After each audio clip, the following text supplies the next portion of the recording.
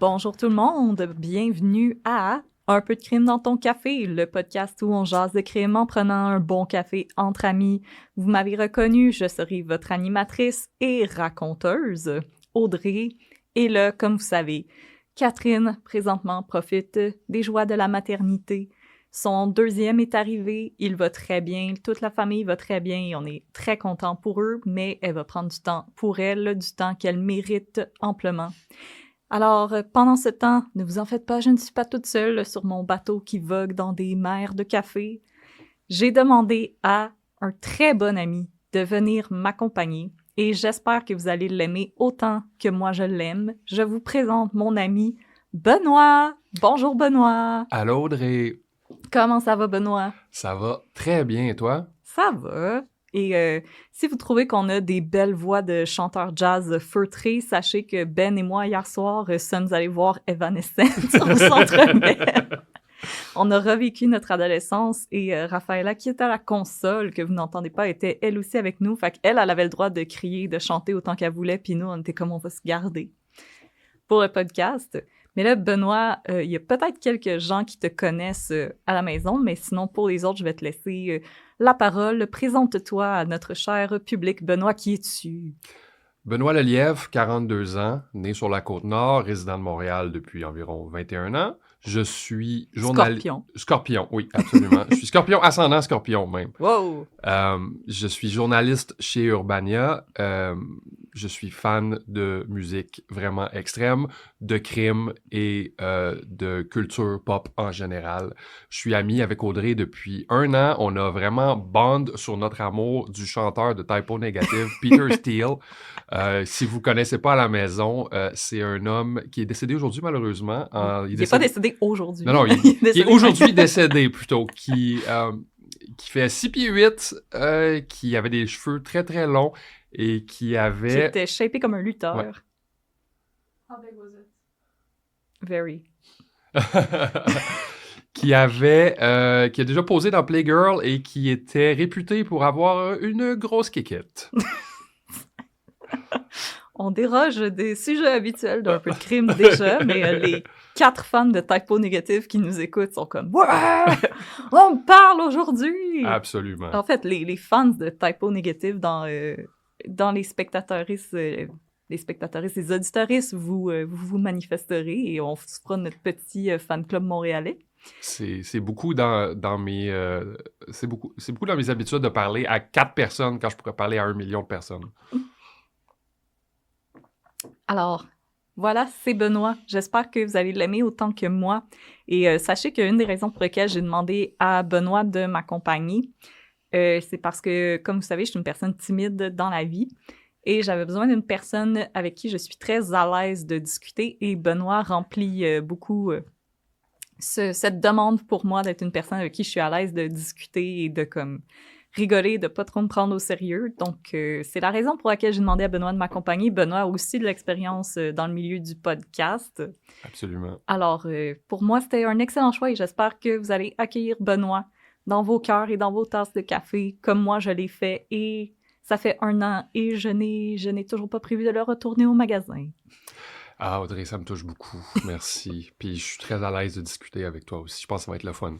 Oui. Et aussi, puisque Catherine est présentement en congé maternité, pendant que je regardais les listes des sujets qui nous intéressaient, je me suis rendu compte, puis là, c'est rien contre toi, Benoît, mais il y avait beaucoup de cas dont j'avais vraiment envie de discuter avec Catherine, parce que c'est des cas qu'on avait évoqués entre nous, puis Catherine, des fois, me disait comme « Ah, j'ai hâte d'avoir ton take là-dessus, j'ai hâte qu'on puisse en jaser. » Fait que j'ai décidé de garder ces sujets-là pour quand Catherine va être de retour, et Catherine m'a dit elle-même « Hey, amuse-toi pendant que je suis pas là, vraiment. » Explore des choses, amuse-toi. Alors, j'ai décidé que les podcasts sans Catherine allaient être des hors-séries. Alors, pour ces épisodes sans Catherine, Benoît et moi allons vous parler de la panique satanique des années 80. Parce que comme vous en avez entendu parler, Benoît est fan de musique métal, alors bien entendu, c'est un sujet qui l'intéresse. Et moi aussi, c'est un sujet qui m'intéresse depuis vraiment longtemps. Je me rappelle d'avoir regardé des documentaires là-dessus quand Netflix était à ses débuts. Alors, j'espère que ça va vous intéresser autant que nous. Pour vrai, ça a été des recherches vraiment plaisantes à faire. Alors, j'espère que vous allez aimer ça. Mais avant qu'on se lance là-dedans, je vais vous recommander un café. Alors, le café que je vous recommande aujourd'hui, c'est celui qu'on est en train de boire autour de la table ce matin. C'est du torréfacteur Tambour et c'est le Jean-Marie, un café du Rwanda qui a des notes de date, de cacao et de confiture de bleuet. Et honnêtement, ce matin, après notre grosse sortie au Centre Bell à revivre notre adolescence, c'était vraiment ce dont on avait besoin pour se réveiller. Et c'est une variété bourbon. Et je dois dire que quand j'ai ouvert le sac, je trouvais que ça sentait le bourbon. J'étais comme, oh boy! Faudrait que je sente, mais pour l'instant, je goûte pas pantoute la confiture de bleuet. Excellent café, là, mais... Et il sentait le bleuet, puis je pense que c'est à cause de ça que je trouvais que c'était un petit peu alcoolisé. Mais en tout cas, c'est un délicieux café. Et là, je dois faire un gros mea culpa parce que je pense que c'est une auditorice qui nous l'a offert. Et là, je fouillais dans mes messages sur mon téléphone en m'en venant au studio ce matin et je n'ai pas trouvé le message concernant ce café. Alors, la personne qui nous l'a envoyé, c'est vraiment pas que je ne t'aime pas, c'est que je suis une personne avec un déficit d'attention. Alors, merci infiniment l'auditoriste qui nous a envoyé ce café. Manifeste-toi et je vais pouvoir ajuster. Alors, Benoît, maintenant que nous avons du café et des Timbits, mais ça, vous le savez pas, je vais mettre, si tu es prêt, un peu de crème dans ton café. Et j'ai 2 mots pour toi. Let's go! C'était 3, mais d'accord. Alors, pour bien commencer ces épisodes sur la panique satanique, il me fallait remonter au cas le plus marquant. Et je vais vous faire de la mise en contexte et ça va être le cas le plus marquant selon moi qui est le procès de l'école McMartin. Alors, voici le premier épisode de notre série sur la panique satanique et ça s'intitule « Satan a mangé mon devoir ». Oh no! Alors, mes sources pour aujourd'hui, l'excellent livre. En passant, j'ai eu de la misère à trouver un bon livre là-dessus parce que ça dépendait beaucoup du biais de l'auteur ou de l'autrice. Mm-hmm. Et celui-là, c'est pas mal celui qui s'alignait le mieux avec mes valeurs et avec ce que moi, je voulais raconter. Alors, le livre, ça s'intitule « We Believe the Children » par Richard Beck. C'est disponible sur Amazon. Si jamais ça vous intéresse, ça se lit très bien. Honnêtement, ça se lit vraiment comme un long article de fond avec beaucoup de détails vraiment très intéressants. C'est difficile de trouver des bonnes sources dans un cas qui est très... dans un cas où il n'y a absolument aucune base dans la réalité, puis qui appelle aux valeurs comme ça. J'en arrache aussi pour mon col. Exactement. Vraiment, ça dépendait... Parce que le fait est qu'il y a des gens qui croient encore que c'est arrivé, ces choses-là. Et peut-être que vous, qui nous écoutez, vous avez une opinion différente du nôtre. C'est correct, on n'est pas là pour s'obstiner. Ensuite, l'excellent documentaire Satan Wants You, qui est disponible gratuitement sur CBC Gem, si ça vous intéresse. Par contre, sachez que si vous n'êtes pas abonné à CBC Gem, vous allez avoir un paquet d'annonces. Le documentaire dure 2 heures et avec les annonces, ça a duré quelque chose comme 3h30. Oh, fuck, OK. Ouais, il a fallu que je prenne une pause. À un moment donné, j'étais Ouais, un petit peu... J'ai pris une pause, des pauses. Ouais. Sinon, le podcast You're Wrong About, qui a fait une série sur la panique satanique et le livre Michelle Remembers, dont on va parler dans très peu de temps. Un épisode de Last Podcast on the Left, mais comme d'habitude, quand je parle de Last Podcast on the Left, je rappelle que ce n'est pas pour toutes les oreilles. On n'a pas tout à fait le même auditoire et aussi, c'est un vieil épisode du Last Podcast, donc c'est un petit peu avant qu'ils réalignent leurs valeurs. Donc, il y a du vocabulaire qui n'est pas très approprié à nos sensibilités d'aujourd'hui. Et des articles de Vox, Why the Satanic Panic Never Really Ended et Why Are We So Worried About Satan? Why? Tu veux dire, moi, c'est mon ami, Satan, là? On a été au temple satanique et je dois dire que c'est des gens absolument adorables. Absolument, c'est les meilleurs party animals. Ben, en fait, non, c'était des gens très sweet et les gens qui visitaient seuls le temple satanique, ils leur proposaient qu'un membre de l'église, du temple, se promène avec eux pour les prendre en photo. Pour dire comme, hey, si tu veux te prendre en photo avec la sculpture de Satan, on peut aller chercher quelqu'un qui va venir faire le tour avec toi puis prendre des photos pour toi. Donc, puis c'était vraiment des gentilles personnes. Puis si vous allez au temple satanique, sachez que vous pouvez y passer la journée. Vous pouvez même y passer la nuit. C'est un Airbnb un peu particulier. Raphaëlla me fait une face de oui, oui, oui, C'est comme un peu absolument. trop beau pour être vrai aussi, là. Moi, je veux dormir avec Satan, là. Le Shane Grace va venir te raconter... Il va venir te me lire border des et me livres. raconter une histoire, là. Comme d'habitude, avant de commencer, j'aimerais faire mes trigger warnings. Alors, bien entendu, il va y avoir des mentions d'abus sexuels et physiques commis sur des enfants. Et je sais que d'habitude, j'aime un peu garder les flous pour cultiver une espèce de tension pendant mon récit, mais ici, je tiens à tout de suite le dire parce que ça me fait aucun plaisir de décrire des abus faits sur des enfants. Sachez qu'à ce jour, en 2024, il n'existe aucune preuve tangible que quoi que ce soit qui a été raconté est arrivé. Fait qu'il se racontait des peurs. C'est des peurs vraiment dégueulasses, mais il se racontait des peurs. Exactement. Donc, sachez que toutes les mentions d'abus qu'il va y avoir dans l'épisode d'aujourd'hui, qu'il y a de très, très, très fortes chances que ça ne soit jamais arrivé. Et je ne suis pas en train de dire que les abus sur les enfants, ça n'existe pas. Mhm. C'est ceux qui sont racontés ici ne sont probablement jamais arrivés. Let's go! Alors, introduction. S'il y a bien une chose dont tous les Américains ont peur, c'est les soins de santé gratuits pour tous et toutes. Et Satan. Les Américains ont, genre, vraiment très peur de Satan.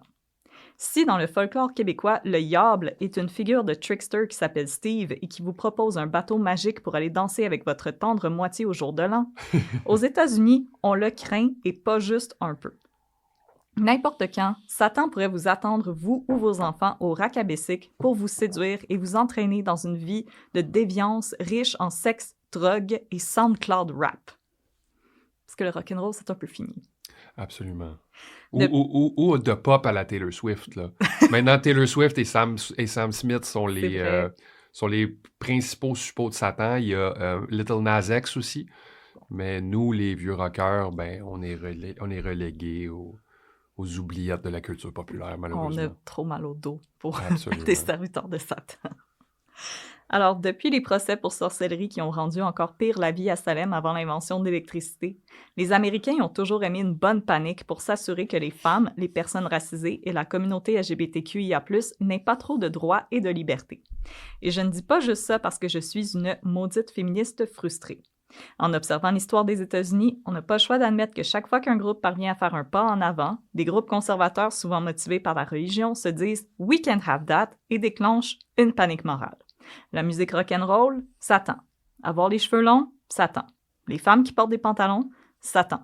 Des crocs avec des petites antennes de Shrek, Satan. Clairement Satan. Absolument. Parmi ces paniques, la panique satanique est celle qui va faire l'objet de ces épisodes hors série. À son point culminant, la panique était caractérisée par des articles et des reportages démonisant des adolescents et jeunes adultes qui aimaient la musique métal, Donjons et Dragons, et les films d'horreur plus que l'Église. S'en est suivi de nombreux cas de cours lourdement influencés par cette hystérie collective. Plus précisément, la panique satanique est associée à des accusations portées à l'endroit d'employés d'établissements d'enseignement et de garderies à travers les États-Unis et même au Canada pendant les années 80. Quand on dit que le rock'n'roll, c'est dangereux, c'est pas dangereux pour votre âme, là, mais aux États-Unis, ça vous donne des ennemis vraiment très puissants. Exactement. Frank Zappa pourrait vous en passer un papier. Pourtant, il est clairement Frank Zappa est clairement la personne la moins satanique au monde, là. Il est-tu encore en vie? Je suis pas sûr. C'est le genre de personne qui était comme... Je sais que son fils est dans l'industrie de la musique vraiment beaucoup, mais Frank, je suis pas sûr. C'est le genre de personne que si on dit est-ce qu'elle est encore en vie, t'as un moment Ouais. d'hésitation. À la base, les allégations d'abus rituels sataniques reposaient sur des interventions excessives des forces de l'ordre suite à des témoignages d'enfants obtenus par des thérapeutes et travailleurs sociaux de manière suggestive et coercitive. Si on sourcille aujourd'hui beaucoup en observant les faits des années 80 avec nos yeux contemporains, il faut savoir que les conséquences de la panique satanique sévissent encore de nos jours avec des défendants servant des sentences de prison à vie pour des crimes qu'ils n'ont vraisemblablement jamais commis. Aujourd'hui, la police et les travailleurs sociaux sont mieux entraînés, comparativement aux années 80, à répondre à des allégations d'abus faites par des enfants. Toutefois, lorsqu'on observe les vives réactions et controverses qu'ont déclenchées les productions médiatiques faisant l'usage d'imagerie qualifiée de satanique, comme le vidéoclip pour Montero, Call Me By Your Name du rappeur Lil Nas X, ou la collaboration que celui-ci a fait avec les chaussures Nike, les Américains, eux, ne sont toujours pas prêts à lâcher la petite croix qui leur pend du cou chaque fois qu'il est question du démon. Ouais, je pense qu'il y avait des gouttes de sang dans les chaussures Nike ou quelque chose comme ça. C'était clairement du liquide rouge, là. Ben non, puis c'est clair. Il y avait des pentacles dessus, puis là, les gens, comme, se pouvaient plus, puis... Je veux dire, ici, au Cruella, on en vend là, des bottes avec des pentacles dessus, puis on s'en fout tellement. Hey, c'est un accessoire. S'il y a quelqu'un qui écoute qui a les souliers de Lil Nas X, là, moi, ça m'intéresserait beaucoup. Là. Oui. Mais il les a au temple satanique. Il y avait une paire pour vrai? dans un présentoir de vie. Je les aime, les satanistes. S'il y a des satanistes à l'écoute, je vous aime. On aimerait vous rencontrer. Oui, clairement. Partie 1. Les maudits pouilleux avec des cheveux longs. Je vous jure qu'on va finir par en arriver au cas, mais avant, faisons un bref survol des changements de mentalité qui surviennent aux États-Unis au 20e siècle. Je vous jure que ça a le rapport. Tout d'abord, les années 60 et 70 ont vu la montée en popularité de croyances alternatives en raison des mouvements de contre-culture qui s'opposaient, entre autres, à la guerre, au capitalisme et à l'establishment. De plus en plus, les jeunes de cette génération tournent le dos à l'Église à laquelle ils ont été forcés d'aller par leurs parents pour s'intéresser à des religions venues d'ailleurs dans le monde, comme le bouddhisme ou l'hindouisme.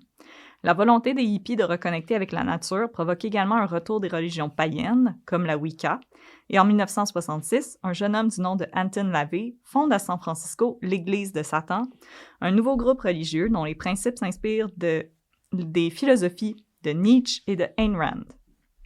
L'Église prônait l'individualisme, l'hédonisme et l'épicurisme.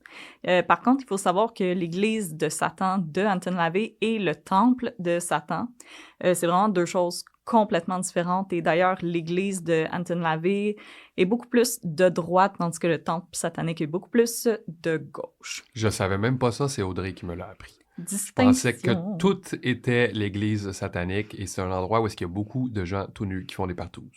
Non, le temple satanique, c'est techniquement une église, mais c'est beaucoup plus un mouvement politique. Oui, non, je disais l'église d'Anton LaVey, il y avait des gens tout nus là-bas. Oui, ça, c'était beaucoup ça. Mais je pense que mon témoignage préféré sur l'église de Anton LaVey, c'était de Mark Almond, le chanteur de Soft Cell, qui disait que Anton LaVey faisait une cérémonie en avant de lui, puis les rideaux arrêtaient pas de tomber, puis sa machine à fumer, elle fonctionnait pas, puis il a juste fini par partir parce qu'il trouvait ça très con. En passant, aparté, si on savait pas pourquoi Frank Zappa... Pardon, aparté, si on savait pas si Frank Zappa était mort ou non, c'est parce qu'il était mort pas mal toute notre vie. Il est décédé en 1993. Ah, ben oui. Effectivement. On l'a pas croisé souvent. Avec son amour pour la caméra et la provocation, Anton LaVey s'attire les foudres de la société américaine et publie, en 1969, soit la même année de l'arrestation de Charles Manson, son ouvrage fondateur, La Bible satanique.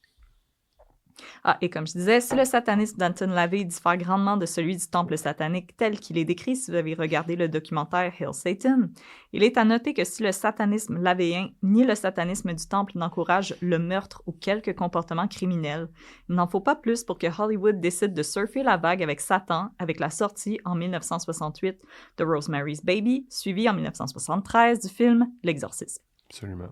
2 excellents films d'ailleurs. Exactement. Basés sur 2 excellents romans. Oui.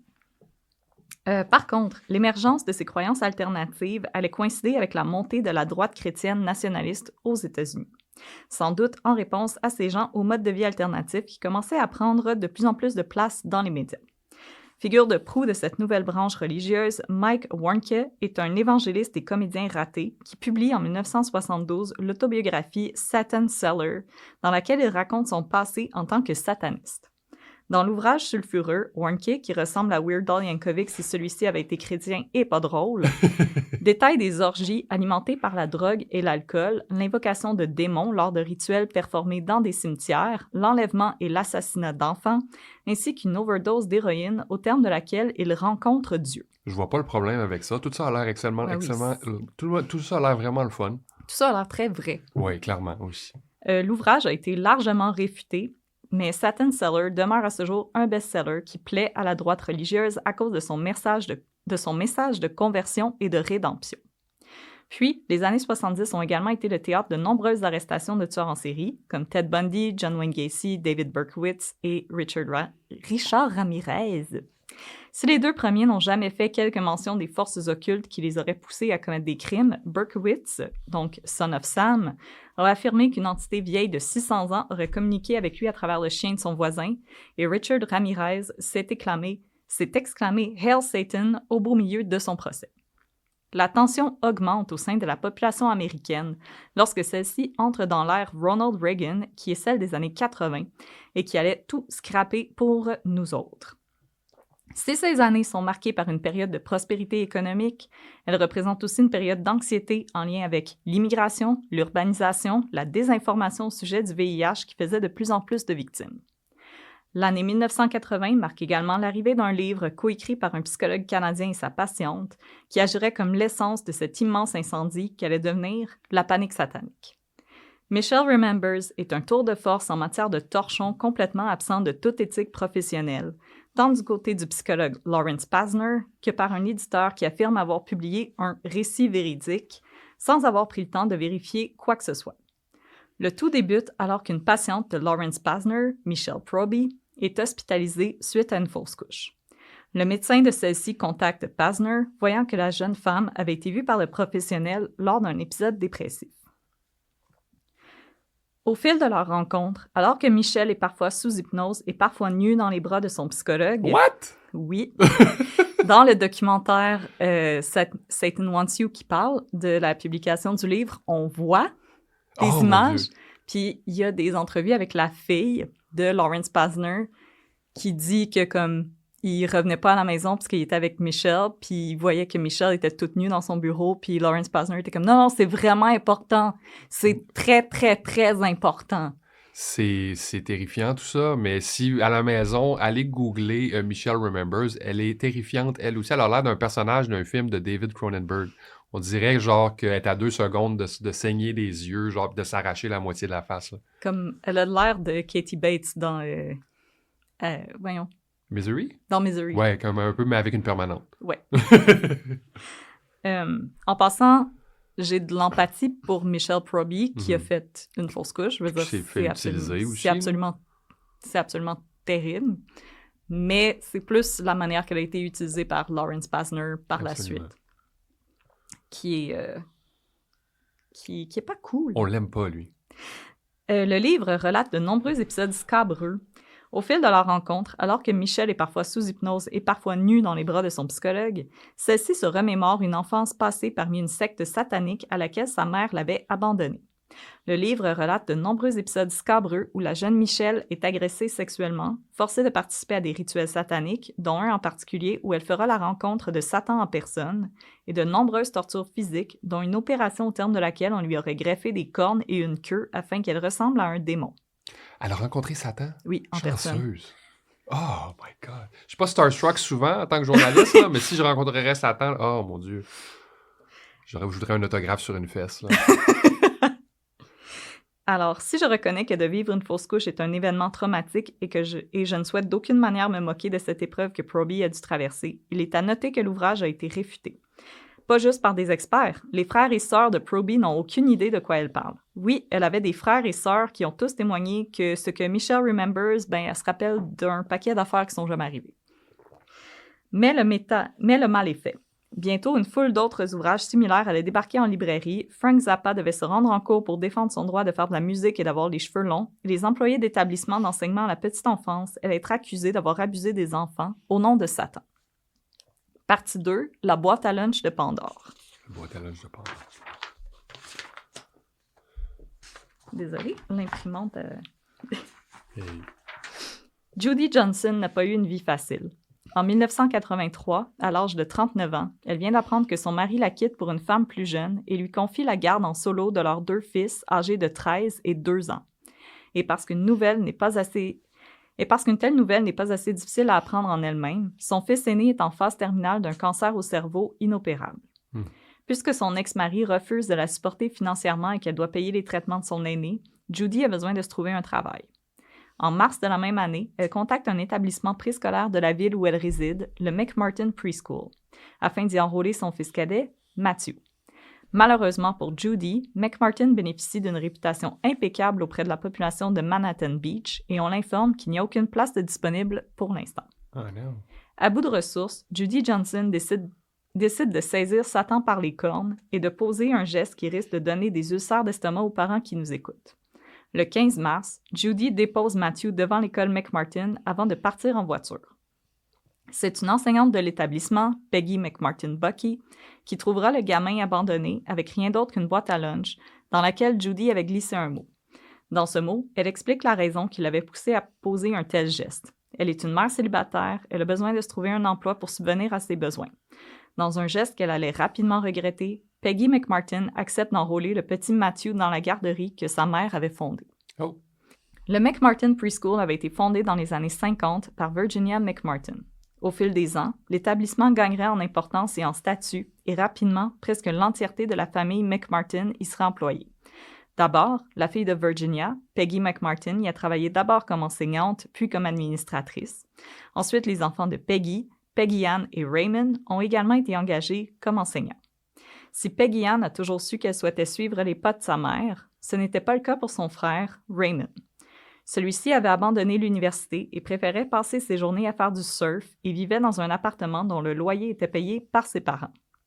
Raymond a éventuellement commencé à travailler à McMartin simplement parce qu'on le lui avait offert et qu'il se disait que puisque sa mère serait sa patronne, que ça ne serait pas trop difficile. C'était un millénial avant d'être un millénial. Ouais. C'était un millénial avant que ce soit cool. C'est un boomer millénial. C'est un mélange particulier. Mais rapidement, Raymond s'aperçoit qu'il aime travailler auprès des enfants. Il s'amuse beaucoup en leur présence et en plus, les petits garçons l'admirent beaucoup, plusieurs ayant des pères absents à la maison. Après que sa mère l'ait découvert seul devant McMartin, Raymond Bucky accueille Matthew Johnson dans son petit groupe. Partie 3, une mère inquiète. Les choses s'améliorent rapidement pour Judy Johnson. En plus d'avoir trouvé une place dans une garderie réputée pour son fils, elle s'est trouvé un emploi au service à la clientèle. Rien ne pourrait troubler ce moment de paix. Rien, sauf un derrière irrité. Le derrière de qui? C'est ce qu'on va voir. Nous sommes maintenant à l'été 1983 et Judy Johnson s'inquiète des agissements de son fils. Celui-ci lui semble nerveux, agité. En plus, elle a vu que le derrière de celui-ci est étrangement rouge et irrité. Ben, c'est drôle, tu sais, quand t'as les fesses irritées puis rouges, c'est peut-être pour ça que t'es nerveux. Peut-être. Surtout quand t'as 3 ans. Ben, c'est peut-être aussi la nervosité qui peut faire ça. Ça peut faire des clairement, réactions clairement. cutanées. L'œuf ou la poule. Voilà. Si un docteur lui a dit qu'il s'agit simplement d'une question de mauvaise hygiène, Judy n'en est pas si sûre. Puis, lorsqu'un collègue la raccompagne chez elle et que Matthew se sauve à la vue d'un homme entrant dans sa maison, la mère est convaincue de savoir ce qui s'est passé. Matthew a été abusé sexuellement par un homme. Et cet homme, elle sait exactement qui c'est, Raymond Bucky. En passant, posez-moi pas de questions là-dessus, c'est le thought process qu'elle a eu, tout simplement. En août, Johnson téléphone à la police de Manhattan Beach. C'est la détective Jane Hogue qui répond à son appel. Lors de leur échange, Judy affirme à l'agente qui cumulait 12 ans de service que l'anus de son fils lui semblait anormal avant que celui-ci n'aille à l'école. Attends un peu. Elle a appelé la police pour dire que l'anus de son fils semblait anormal. Oui. J'espère qu'elle n'a pas l'idée avec ça parce que la personne qui a répondu à l'appel devait être confuse en tabarouette, là. Judy Johnson est un personnage. Ouais. Mais j'ai pas d'enfant. T'as pas d'enfant. Clairement. Je dis toujours pas d'enfant, pas d'opinion. Je suis sûre qu'il y a des parents qui nous écoutent présentement qui doivent se dire, si je vois qu'il y a quelque chose qui va pas avec les parties génitales de mon enfant, comme oui, je vais avoir une réaction. Tu sais, je vais aller voir un médecin. Je me mets dans la peau de la flic, là. Là, genre, tu réponds au téléphone, « Ouais, 911, what's your emergency? L'anus de mon fils est pas normal. Allez voir un médecin, madame? » Ouais, justement. Donc, Judy affirme à l'agente qui cumulait 12 ans de service que l'anus de son fils lui semblait normal avant que celui-ci n'aille à l'école et qu'à son retour, il était rouge et irrité. Elle regarde beaucoup trop l'anus de son fils, si tu veux mon avis. Là. Oui. Mais je pense que les parents voient beaucoup les parties génitales de leurs enfants, probablement surtout à cet aussi, âge-là, quand ils probablement commencent à s'entraîner. Mais pas de parents, pot. pas d'opinion, je suis quand même d'accord. Pas d'enfants, pas d'opinion, je suis quand même d'accord. là. Pour cette raison, elle soupçonne qu'un éducateur a abusé sexuellement de son fils. Bien consciente du statut de l'école et de la famille McMartin auprès de la communauté de Manhattan Beach, Hogue recommande à Johnson de se rendre auprès d'un spécialiste en abus d'enfants. Suivant cette demande, Matthew est vu par un spécialiste qui remplit un rapport selon lequel il émet des suspicions quant à la possibilité que le petit garçon ait été victime d'abus. Il ne nie pas la chose et ne la confirme pas non plus. Il dit tout simplement, oui, il y a possibilité de, mais il y a aussi possibilité de, il s'essuie pas bien les fesses. C'est ce qui quand même laisse place à la panique chez un parent, là. Oui, puis comme je dis, on rit pas du fait de s'inquiéter du comportement de votre enfant, là. C'est parfaitement normal. Je sais pas, ce docteur-là, s'il était né dans notre époque, il aurait probablement été politicien pour la CAQ, là. Mais ce qu'il faut savoir aussi, c'est qu'à l'époque, les abus faits sur les enfants, ça faisait pas longtemps que c'était considéré comme quelque chose de grave. Ah oui, clairement, avant, là, on voyait une mornif à ses enfants, puis... Parce que c'est ça, ce qu'il faut savoir, c'est que la distinction entre un enfant, c'est ta propriété, puis un enfant, c'est une personne, c'est un concept très, très, très contemporain. Même pour les femmes aussi. La différence entre une femme et ta propriété, une femme est une personne, c'est quand même très contemporain aussi. Ça doit faire un peu plus que 100 ans. Là. À peine, puis justement, les premiers cas rapportés d'abus d'enfants, ça date de l'époque victorienne. Puis c'était beaucoup les nobles qui rapportaient que des personnes de milieux défavorisés abusaient de leurs enfants. Puis, mais je vais en parler... Let's go! Je vais en parler plus tard. En septembre, la police... Ah oui. Quelques jours plus tard, Judy Johnson rappelle la détective Hogue pour l'informer que Matthew lui a dit que 2 autres enfants avaient été agressés par Raymond Bucky. En septembre, la police de Manhattan procède à l'arrestation de Raymond Bucky, mais celui-ci est aussitôt libéré par manque de preuves. La police mentionne toutefois dans son rapport qu'au moment de son arrestation, Bucky portait un short de natation et aucun sous-vêtement en dessous. Ben, je veux dire, quand tu vas nager, pas besoin de bobette non plus, là. Ah ben là, Ben, j'ai appelé la police. Ah, mon Dieu. Une chose qui n'est toutefois pas surprenante pour un jeune homme qui passait ses journées de congé à la plage à surfer et à jouer au volleyball. Judy Johnson et la détective Hogue sont horrifiés que Bucky soit à nouveau en liberté. Pour cette raison, le département de police de Manhattan Beach décide d'envoyer cette lettre aux parents que Ben va vous lire pendant que moi je bois de l'eau. Absolument. Fait que ça, c'est le département de police, fait qu'il faut que je prenne une voix de policier des années 60, là? Une voix sérieuse. OK. On est dans les années 80. OK. Là, c'est la voix des années Reagan, là. Chers parents, notre département mène actuellement une enquête criminelle concernant des attouchements sur des mineurs. Ray Bucky, un employé de l'établissement préscolaire McMartin, a été arrêté le 7 septembre 1983 par notre département. Nous comprenons que cette procédure soit déplaisante, mais pour protéger les droits de vos enfants ainsi que ceux des accusés, cette enquête est nécessaire. Selon des informations que nous avons obtenues, votre enfant fréquente actuellement ou a déjà fréquenté l'établissement préscolaire McMartin. Pour cette raison, nous requérons votre aide pour poursuivre notre enquête. Nous vous demandons d'interroger votre enfant afin de savoir si celui-ci ou celle-ci a été victime d'abus. Attends un peu, là. Ils ont demandé aux parents d'interroger leurs enfants? Il y a des affaires qui ne se passeront pas bien, là. Selon notre enquête, les types d'abus incluent le sexe oral, les attouchements aux parties génitales, aux fesses ou à la poitrine, la sodomie commise sous le prétexte de prendre la température de l'enfant. Wow, wesh! La sodomie commise possiblement sous le prétexte de prendre la température de l'enfant. Il est également possible que votre enfant ait été photographié sans vêtements. Toute information fournie par votre enfant en lien avec les agissements de Raymond Bucky. Toute information fournie par votre enfant en lien avec les agissements de Raymond Bucky. Par exemple, si il ou elle l'a déjà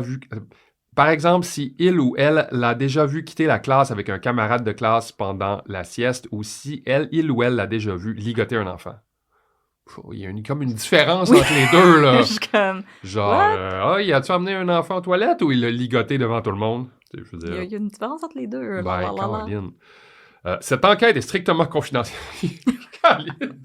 C'est quoi ça? On s'en vos gueules, hein? Ouais, genre, je vous le dis à tous vous autres, là, mais vous n'avez pas à en parler. Cette enquête est strictement confidentielle en raison de l'effet que celle-ci pourrait avoir sur notre communauté. Il dit à tout le monde dans la communauté, là. Genre, tout le monde le sait, mais parlez-vous-en pas. Ouais. Nous vous prions de ne pas discuter du contenu de celle-ci avec quiconque ne faisant pas partie de votre famille immédiate. Ne tentez pas de communiquer avec Raymond Bucky, sa famille ou les employés de l'établissement préscolaire McMartin. Aucune preuve ne démontre que les dirigeants de l'établissement préscolaire McMartin avaient conscience des agissements de l'accusé. Aussi, sachez qu'aucun autre employé de l'établissement préscolaire McMartin ne fait présentement l'objet d'une enquête criminelle. J'ai perdu un peu foi en l'humanité. Et là, Ben, comme tu l'as vu venir, ben les parents n'ont pas gardé l'enquête confidentielle, mais comme pas pantoute. Partie 4, Monsieur Alligator contre Satan. J'adore ça. Ça devrait être le titre d'un album death metal, là. Ou d'un film pour enfants. Ah, clairement. Key McFarlane avait étudié l'histoire de l'art à l'université.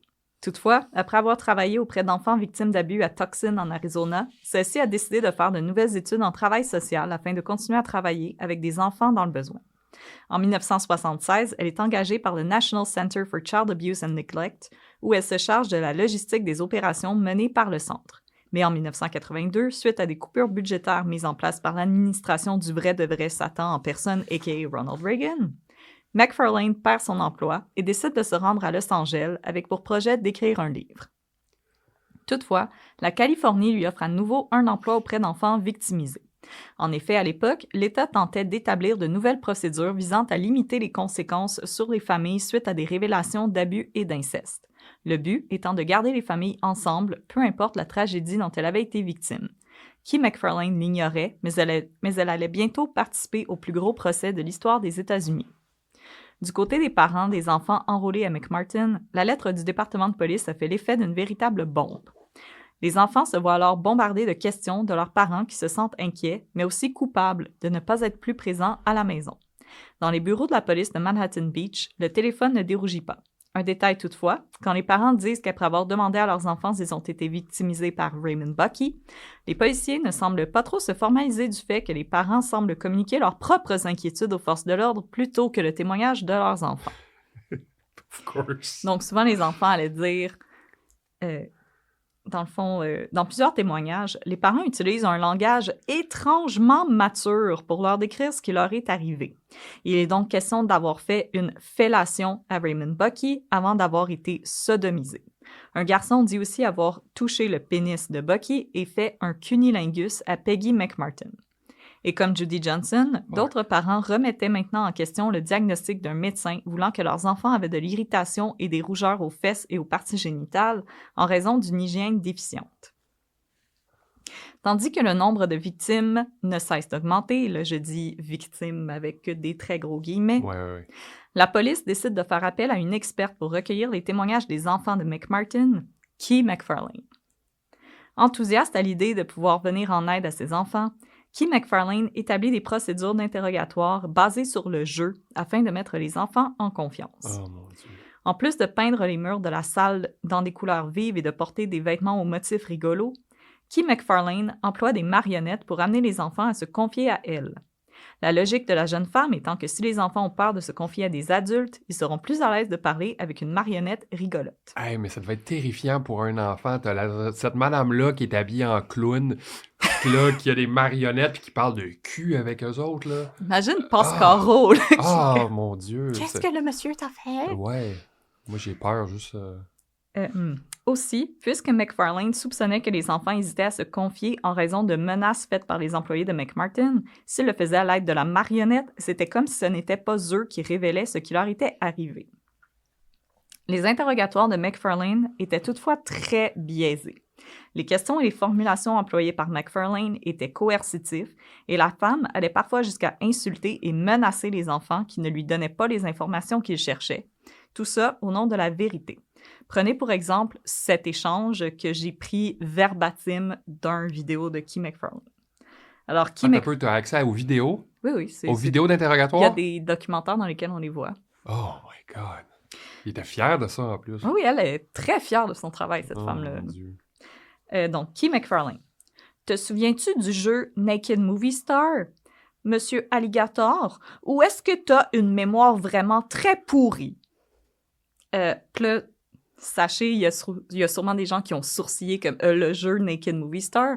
Oui. Naked Movie Star, c'était une comptine pour enfants où les enfants chantaient « What you see, what you say is what you are. You're a naked movie star. » C'était juste une comptine que les enfants chantaient en jouant. C'était rien d'autre, mais les parents ont vraiment accroché à ça parce que oui, c'est un peu étrange, mais je veux dire, si on commence à vraiment regarder les comptines pour enfants comme Au clair de la lune aussi, c'est très inapproprié pour les enfants. Ça devient de plus en plus terrifiant, là. La madame qui est habillée en clown, qui parle de cul, puis qui les insulte en plus. T'as une mémoire pourrie! Hey, ça, c'est du trauma. Ça, c'est des années chez le psy, là. Oui, puis il y a des...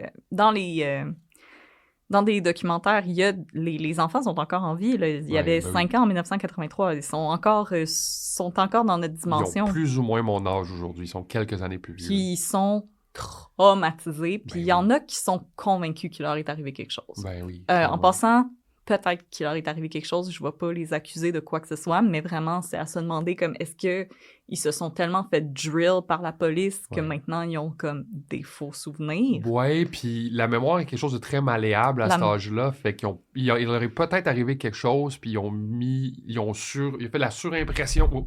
Ils ont fait la surimpression de l'histoire de McMartin là-dessus. Est-ce que c'est possible qu'ils avaient vécu quelque chose qu'ils n'étaient pas capables de verbaliser et que là, ça, c'est arrivé, puis ça a comme fait une connexion dans leur tête. Ça se peut.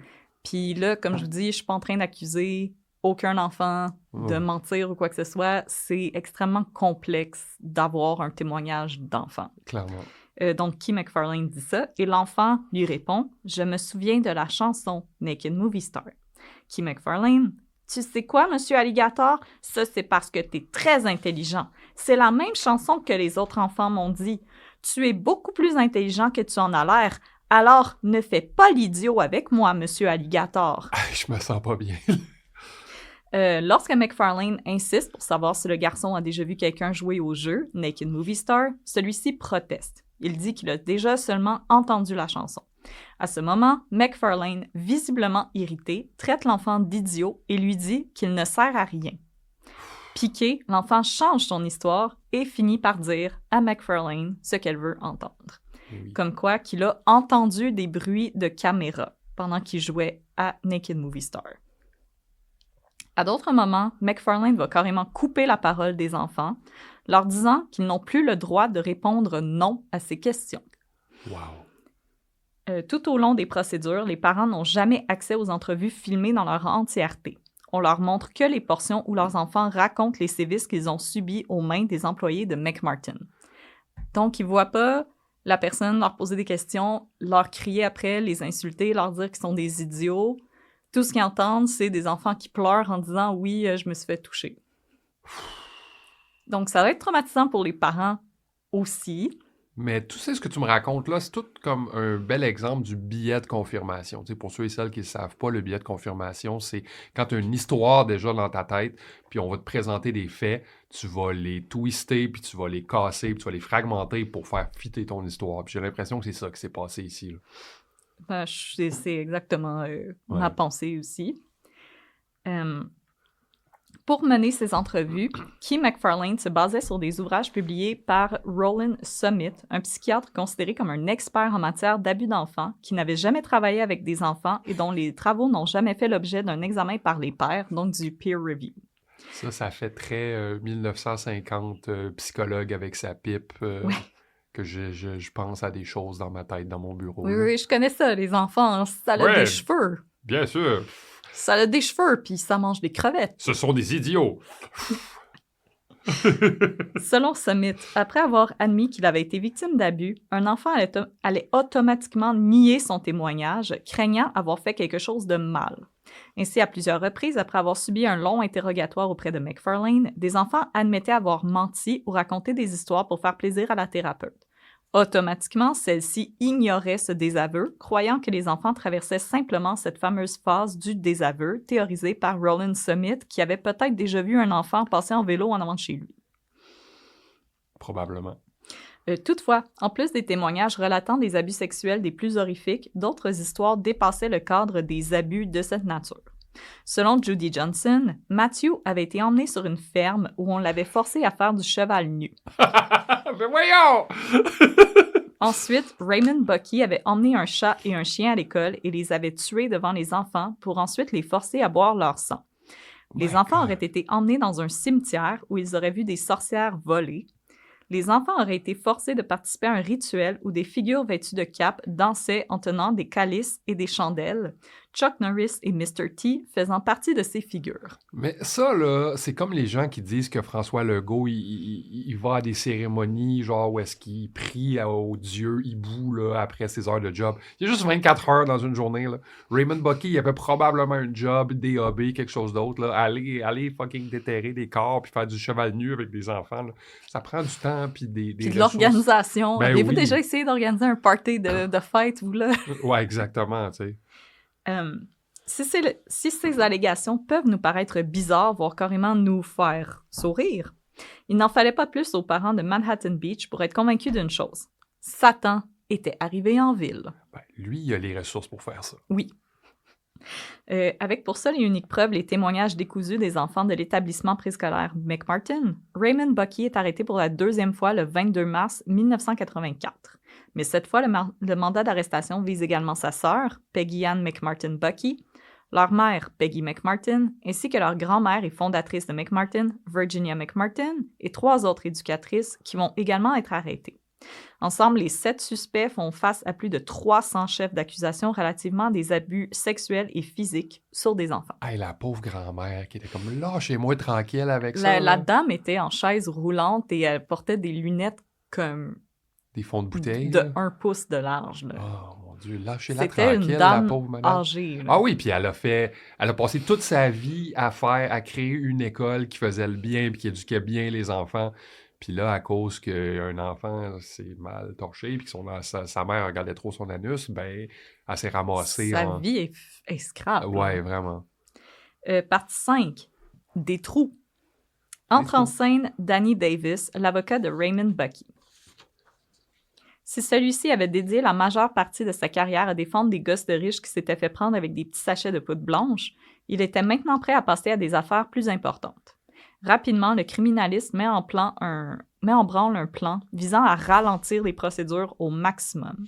La raison derrière ce plan était que Davis souhaitait laisser le temps à l'affaire de se dissiper et aux parents de Manhattan Beach de reprendre leurs esprits après le choc initial. Ce qui est, selon moi, quand même une pas pire idée. C'est la première pas pire idée qu'on a depuis le début de cette histoire-là. Là. Ça vole pas haut, là. Selon lui, Raymond Bucky était la tête de turc de parents qui s'en voulaient d'avoir priorisé leur carrière au détriment du bien-être de leurs enfants. Après avoir jeté leur fiel sur l'éducateur, les parents en viendraient à se calmer et à réaliser que le tout n'était qu'un malentendu. Parce que ce qu'il faut savoir aussi dans les années 80, avec la grosse période de prospérité économique, c'est que les gens se sont mis à travailler de plus en plus. Ouais. Et à passer de moins en moins de temps à la maison. C'est aussi l'époque où le divorce est devenu de plus en plus courant, donc les femmes aussi se rendaient sur le lieu du travail et c'est là que les enfants commençaient à fréquenter les garderies de plus en plus. Puis moi, une raison pour laquelle ça m'intéresse beaucoup la panique satanique, c'est que je sens que c'est une époque où est-ce qu'on a beaucoup essayé de culpabiliser les femmes d'avoir osé faire preuve d'agentivité et d'avoir osé vouloir mener des vies plus indépendantes. Absolument. Absolument, c'est les années Ronald Reagan. Là. Genre, tout était axé sur le travail, sur la prospérité, puis c'est ça, genre les hommes ont décidé de divorcer leurs femmes parce qu'ils étaient plus heureux, puis les femmes se sont retrouvées, genre, avec plus de liberté, plus d'opportunités. Puis une chose aussi à savoir, c'est que présentement, dans les enjeux qui pourraient nous faire reculer Ouais. c'est les conservateurs présentement qui essayent d'enlever le no-fault divorce, Ouais. qui est parce que avant, pour divorcer, vous pouviez seulement divorcer dans des cas de violence conjugale Ouais. et d'infidélité. Par contre, c'était la personne qui avait été trompée qui pouvait demander le divorce et non la personne qui trompait. Donc, une femme qui dit « ben mon mari va voir ailleurs, mais moi, je peux pas... Si je m'en vais, j'ai plus d'argent parce que les femmes ont eu le droit d'avoir une carte de crédit puis un compte en banque dans les années 70 aux États-Unis. C'est très récent. Ben, elles n'avaient pas le choix de rester dans leur mariage, donc elles enduraient tout ça. Puis le no-fault divorce a introduit la notion de ben, on n'est plus heureux ensemble, on n'est pas un bon couple, on va se séparer, tout simplement. Puis sachez que parfois, c'est correct de se séparer. Ben oui, des fois, ça arrive qu'on n'évolue pas dans la même direction, puis on est juste plus heureux ensemble. Tu sais, c'est Louis C.K., je sais que Louis C.K. il est cancel, là, qui commençait son show, qui disait « Je me suis divorcé », puis là, tout le monde fait « Ouh », puis il dit « Don't boo ». Il dit « Les gens, il dit, il n'y a pas un mariage heureux qui s'est fini par un divorce. Mon mariage était malheureux, je suis plus heureux maintenant, tu sais. » Puis il n'y a aucune gêne à divorcer. Absolument. Et maintenant, les conservateurs veulent enlever le no-fault divorce parce que ça donne beaucoup de liberté aux femmes d'aller vivre leur vie et de ne plus rester attachées à des gens. De ne plus être au foyer, de ne plus faire rester des au foyer. sandwichs et de faire tout ce que Pierre Poilievre veut, dans le fond. Là. Oui. On l'aime pas. Non. Moi, je l'aime pas, en tout cas. Si vous aimez Pierre Poilievre, je sais même pas pourquoi vous écoutez ce podcast. Jusqu'à un certain point, la stratégie de Danny Davis fonctionne.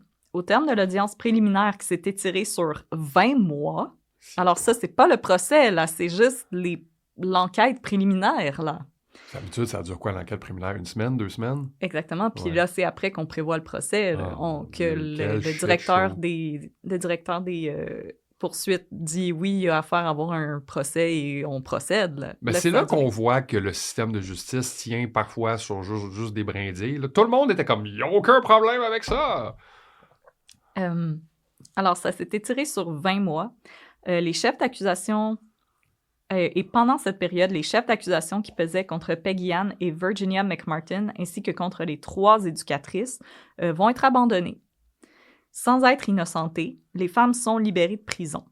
Toutefois, après avoir fait face à de telles accusations, les 3 éducatrices n'ont eu d'autre choix que de quitter Manhattan Beach pour espérer avoir une chance de se refaire une vie. Ben oui. Spoiler alert. C'est grand comment Manhattan Beach? Ben, c'est comme une banlieue très affluente de la Californie. C'est pas si gros que ça, mais c'est quand même un bel endroit. Spoiler alert, toutes ces femmes n'ont pas réussi à se refaire des vies et elles ont été extrêmement misérables. J'imagine. Peggy Ann et Virginia vont toutefois rester sur place pour soutenir Raymond et Peggy qui, eux, faisaient toujours l'objet d'une poursuite. Un autre événement va venir ébranler l'affaire McMartin. Le 21 décembre 1986, Judy Johnson, la voix qui avait porté au grand public les supposés abus sataniques qui avaient eu lieu à l'établissement préscolaire McMartin, est retrouvée morte dans sa demeure de Manhattan Beach. Elle avait 42 ans. OK, est-ce qu'on sait ce qui s'est passé? Mais bien sûr. Avec l'ère de soupçon dans laquelle nous baignons de nos jours, on ne vous en voudrait pas de voir là quelque chose de louche. Après tout, le lendemain du jour de son décès, Judy Johnson devait témoigner pendant l'audience préliminaire. Toutefois, sans doute en raison du stress que l'on doit ressentir quand on est un témoin clé dans l'un des procès les plus importants de l'histoire des États-Unis, qu'on vient de subir un divorce, qu'un de nos enfants souffre d'un cancer en phase terminale et que notre autre enfant s'est peut-être fait agresser par un éducateur, Judy Johnson avait développé un penchant pour la bouteille. Oh, oui. Elle avait également développé des ulcères à l'estomac et sa consommation excessive d'alcool a fini par lui coûter la vie. Oh shit, fait que c'était vraiment sérieux, là. Oui, elle avait carrément... Elle a saigné à mort d'une... Ça prend une consommation d'alcool très longue et très, très excessive pour faire ça. Oui, ses ulcères avaient comme rompu, puis elle était comme remplie de... Son corps était rempli de sang. Ça doit être une mort extrêmement douloureuse. Douloureuse, puis elle était à la maison avec ses enfants, je suppose.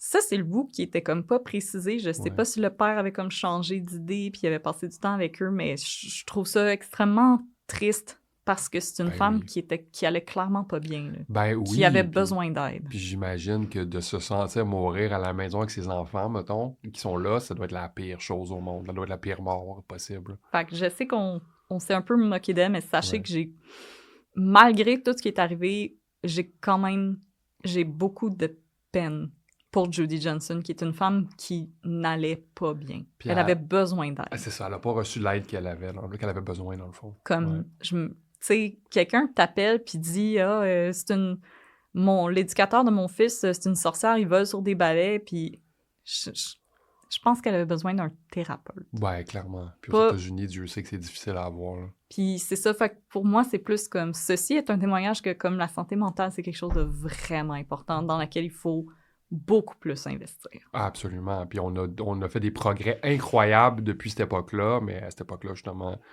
s'il y avait le moindre pensée déviante, ben quelqu'un était traité de fou. Donc, sachez que j'ai quand même de l'empathie pour Judy Johnson. Les avocats de la couronne ont beaucoup tenté d'écarter Judy Johnson du procès, malgré le fait que c'était celle qui avait sonné l'alarme sur les supposés abus qui avaient eu lieu à McMartin. En privé, à des scénaristes qui comptaient adapter le procès pour le grand écran, Glenn Stevens, l'un des avocats de la couronne, aurait confié s'inquiéter pour la santé mentale de Judy Johnson, allant jusqu'à dire « Sometimes I just wish she'd shut the fuck up. Parfois, j'aimerais vraiment qu'elle ferme sa gueule. » Très avocat des années 80. Là. Oui. Au cours de sa dernière année de vie, Judy a fait des déclarations de plus en plus étranges à la police de Manhattan Beach, affirmant que le personnel de McMartin avait crevé les yeux de son fils avec des ciseaux et des agrafeuses, et que Raymond Bucky pouvait voler et lire dans ses pensées. À plusieurs reprises, Johnson a également contacté la police pour rapporter qu'elle s'était fait cambrioler. Toutefois, quand les agents se rendaient sur place, Johnson disait que rien n'avait été volé, mais que les hommes avaient agressé son fils. OK. Fait que j'ai pas de j'ai pas de retort à ça. Mais je pense qu'on voit vraiment un esprit qui est en train de s'écrouler. de s'écrouler. Ouais, là. oui, clairement. C'est quelqu'un qui avait plus de prise avec la réalité. Clairement. Lors de l'audience préliminaire, Danny Davis a reproché aux avocats de la couronne d'avoir dissimulé ces éléments de preuve qui démontraient que Johnson souffrait de troubles de santé mentale. Lael Rubin, une autre avocate de la couronne, s'est toutefois défendue d'avoir fait entrave à la justice en disant qu'elle avait juste oublié d'envoyer les documents à Davis parce qu'elle était trop occupée. Étrangement, le témoignage de Matthew Johnson, le fils de Judy, n'a pas été retenu dans la preuve montée contre Raymond Bucky. Oh mon Dieu. Puis Ils sont tous réappropriés ce cas-là pour mousser leur carrière.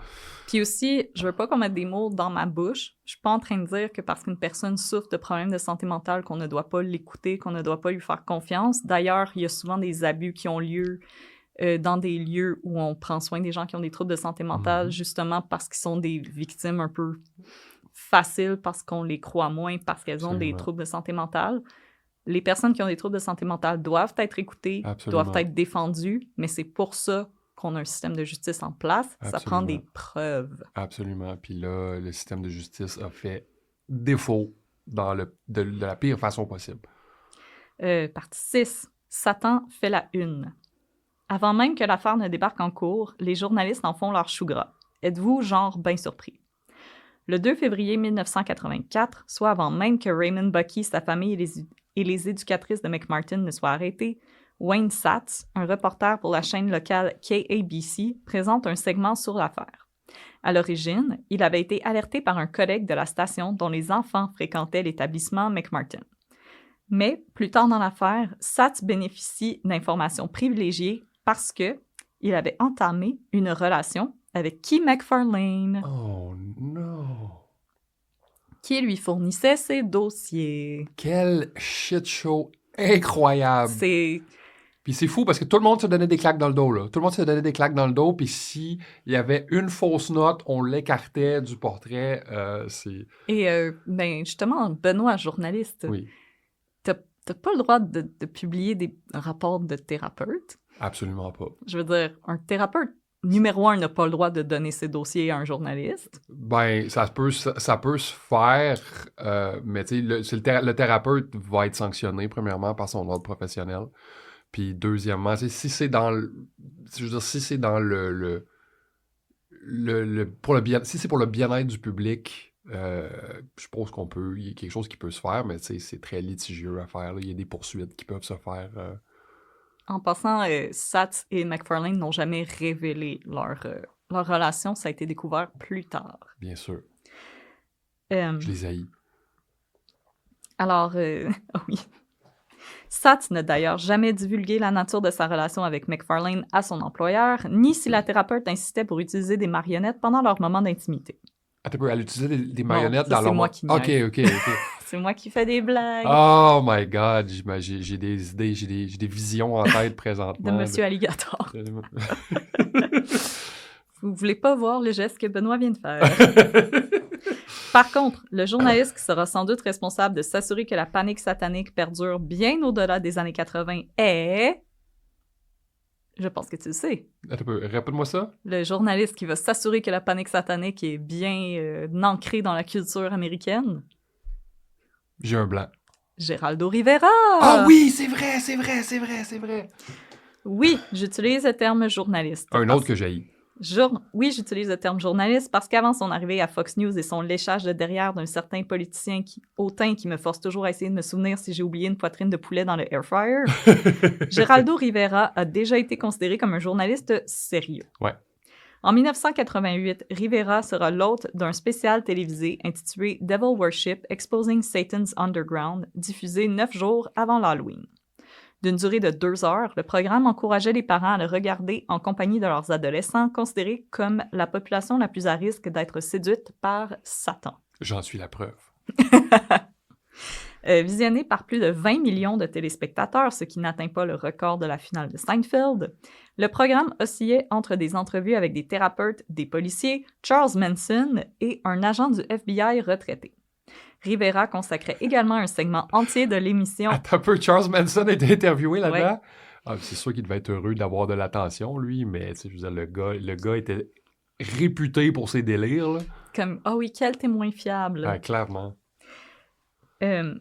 Rivera consacrait également un segment entier de l'émission au cas des supposés abus ayant eu lieu dans les garderies et animait un panel formé de 11 parents dont les enfants avaient fréquenté l'établissement préscolaire McMartin.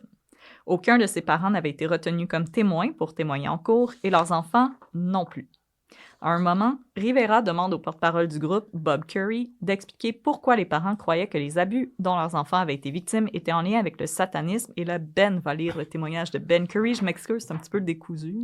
Fait que Bob Curry, c'est un parent concerné. Oui. OK. Fait que là, je vais prendre une voix un peu nonose. Quand les enfants ont commencé à parler, il était question de toges et de chandelles. Et quand on s'y attardait, c'était clair qu'il s'agissait de rituels sataniques. C'est très important dans la religion satanique d'avoir un prêtre. Je veux dire, il était-tu sataniste, lui? Qu'est-ce qu'il en sait? Les satanistes utilisent aussi du sang qu'ils mélangent avec de l'urine et ils utilisent... Les satanistes utilisent aussi du sang qu'ils mélangent avec de l'urine et ils utilisent également de la chair, de la viande. C'est pas clair, son affaire. Puis du sang puis de l'urine. C'est ce qui fait que le satanisme est une véritable menace c'est ce qui fait que le satanisme est une véritable menace et c'est ce que 1200 enfants ont raconté au shérif. Attends un peu, 1200 enfants? J'ai sorti ce chiffre-là de son... Non, ils ont vraiment interrogé à peu près 1200 enfants. Puis ils ont tous dit la même chose? Oui. Oh wow, quand même. Puis je veux dire... Grâce aux techniques de Key McFarlane. Du sang, de l'urine, de la chair, de la viande, ça m'a l'air d'un pas pire de party, ça. Bob De quoi Curry... tu te plains, Bob? Bob Curry était un courtier immobilier dont les fils avaient fréquenté McMartin entre 1972 et 1981. Quand les accusations ont fait surface, ses fils ont été appelés à témoigner, mais n'ont pas été jugés crédibles par le District Attorney. Ici, ça va être à peu près l'équivalent du directeur des poursuites criminelles et pénales. On n'a pas en tant que tel un District Attorney. Pour Curry, comme plusieurs autres parents s'étant retrouvés dans cette situation, le fait d'être exclu des procédures semble avoir été un élément déclencheur, les ayant poussés à vouloir s'investir dans la cause de quelque manière que ce soit. Le désir de s'investir auprès d'une cause et de prêter des airs d'héroïsme à la parentalité, toutes des choses que l'on retrouve aujourd'hui dans les théories du complot QAnon, où des gens croient, sans preuve quelconque, que des politiciens kidnappent des enfants pour produire de l'adrénochrome et les réduire à l'esclavage. Et l'adrénochrome, pour ceux qui ne le savent pas, c'est un produit qui donne la jeunesse éternelle. qui a été mentionné pour la première fois en blague dans le livre Fear and Loathing in Las Vegas de Hunter S. Thompson. Mais on soupçonne, les conspirationnistes soupçonnent Céline de se nourrir à l'adrénochrome. C'est difficile à dire. Vous pouvez aussi aller écouter l'épisode de Megan sur QAnon. Et j'ai pas noté le chiffre, mais c'est dans nos plus vieux épisodes. Oui. Partie 7. Un gros pétard mouillé. Le procès de Peggy McMartin et de son fils Raymond Bucky s'ouvre le 13 juillet 1987.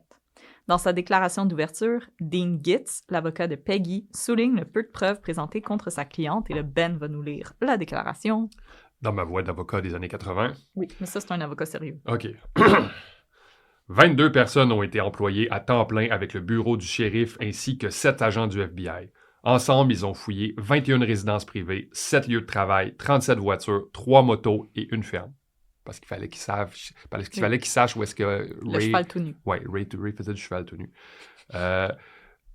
Ils cherchaient ces éléments de preuve de la pornographie juvénile, des dépouilles d'animaux, des notes manuscrites, des comptes de dépenses, des tunnels et des coffres-forts. Des comptes de dépenses, des tunnels et des coffres-forts. Oui. 450 enfants ont été interrogés ainsi que 150 adultes. On a également fouillé près de 82 lieux, dont 4 églises, 2 supermarchés, 2 garages, 2 aéroports, un studio photo, un gymnase, un parc national. Et combien de preuves ont été produites au terme de ces recherches? 0. Merci, Dean Gitz. Merci pour être la première personne qui raconte exactement qu'est-ce qui se passe. Là. Mais moi, c'est comme des chemins cachés, des tunnels, des coffres-forts. C'est des éducateurs de garderie, c'est pas Pablo Escobar. Puis voir si tu fais des parties sataniques avec des enfants, tu vas garder des comptes de dépenses. Oui. Il faut que je sache exactement combien tu as dépensé en Kool-Aid. Tu serais probablement... C'est pour les impôts! Ce serait probablement les pires criminels au monde, là. Oui, je veux dire. No shit qu'il n'y a pas de compte de dépenses. Qui rembourse ça aussi, genre? Qui rembourse tes frais de parties, là? Faut que... Je veux dire... les gens qui en font leur travail. Je veux dire, Satan va te verser, va te faire un versement Interac, là. Voyons. Il y a certains clubs à Montréal que j'imagine qui doivent déclarer, voici combien on a à déclarer en croix de Saint-André et en fouette, mais... Ben oui. Shout-out aux travailleurs du sexe de Montréal là, qui... travaillent fort. Très fort, oui, exactement. Pour mettre un sourire sur nos visages. Absolument. Avant même que le procès ne débute, les avocats de la couronne avaient pris la peine d'écarter les témoignages les plus farfelus. Pour en nommer quelques-uns, les éducateurs de McMartin pouvaient voler, des sorcières planaient au-dessus de l'établissement à l'aide de balais, des enfants avaient été flushés dans les toilettes, et les acteurs Chuck Norris et Mr. T avaient participé à des messes noires en compagnie des enfants et des éducateurs. La seule personne dans cette histoire-là qui a participé à une messe noire avec Chuck Norris, c'est moi. Tu nous raconteras ça un autre moment. Absolument. Autre que les témoignages des enfants, la couronne tente de présenter une preuve médicale. Les médecins qui avaient examiné les enfants de McMartin projetaient des images de parties génitales des enfants pour démontrer que celles-ci étaient déformées de manière significative. Toutefois, en contre-interrogatoire, Danny Davis, l'avocat de Raymond Bucky, avait glissé des images qui n'avaient pas été prises par ses médecins et lorsqu'il leur demandait de pointer les déformations en question, aucun des experts ne pointait les mêmes. Oh mon Dieu! Ces longues journées passées à observer des organes génitaux d'enfants ont exténué les journalistes qui couvraient l'affaire, l'un d'eux finissant par rédiger dans son article que, considérant qu'aucune preuve de pornographie juvénile n'a été retrouvée chez les accusés, on peut se demander qui sont les vrais pornographes. Ah, puis dis-moi qu'il y a quelqu'un qui s'est excusé à Raymond Bucky à quelque part là-dedans, là. Pourquoi je te dirais ça? Oh my God! Parce que c'est honteux. Le pauvre gars, c'était un éducateur à la petite enfance qui jouait au volleyball sur la plage comme tout bon Californien. C'était un hippie. Ben oui, clairement. Ensuite, le jury a écouté les témoignages des enfants. Toutefois, ceux-ci étaient décousus et n'étaient appuyés par aucune preuve. Entre autres, un enfant maintenant âgé de 7 ans a déclaré avoir été mis sur un avion et envoyé dans un autre état afin d'y être abusé. Toutefois, aucun avion n'avait effectué un tel vol ce jour-là. Insatisfait par le travail de la police, Bob Curry a voulu prendre l'enquête entre ses mains. Puisque l'enfant affirmait avoir été envoyé à Los Angeles, Curry s'est rendu à l'aéroport Hawthorne où, selon un témoignage qu'il a fait au FBI, il y avait des femmes pilotes et celles-ci, je le cite, avaient l'air lesbiennes.